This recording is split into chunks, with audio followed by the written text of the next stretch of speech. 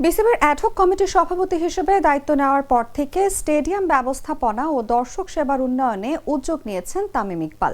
Dhaka premier লিগের উদ্বোধনী দিনে তিনি গ্যালারি, ওয়াশরুম ও পরিচ্ছন্নতা ব্যবস্থা পরিদর্শন করেন এবং অনিয়ম দেখে ক্ষোভ প্রকাশ করেন। তিনি জানান 2007 সালে নির্মিত স্টেডিয়ামের বাথরুমে এখনো বড় ধরনের সংস্কার হয়নি, যা অগ্রহণযোগ্য। পরিদর্শনে গিয়ে তিনি জানতে পারেন পরিচ্ছন্নতা কর্মীরা প্রতিদিন ৩০০ টাকা পাচ্ছেন, যদিও বিসিবি প্রতিজনের জন্য ৬৫০ টাকা বরাদ্দ দেয়। তার অভিযোগ, মাঝখানে ঠিকাদারি প্রক্রিয়ায় অর্থ আত্মসাৎ করা হচ্ছে। তামিম বলেন, এখন থেকে কর্মীদের বেতন সরাসরি ব্যাংক অ্যাকাউন্টে যাবে এবং স্বচ্ছ প্রক্রিয়া ছাড়া কোনো বিল ছাড় দেওয়া হবে না। অনিয়ম ধরা পড়লে সংশ্লিষ্ট কন্ট্রাক্ট বাতিল ও ব্ল্যাক লিস্টের হুঁশিয়ারিও দেন তিনি। এছাড়া ওভারটাইম বন্টনেও অসঙ্গতি পাওয়া গেছে বলে জানান তামিম।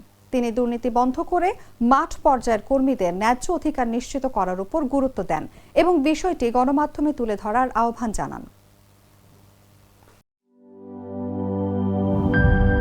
সব সমস্যার সমাধান হবে এই সস্তা কেবল বদলে বিজলি কেবলস লাগালে।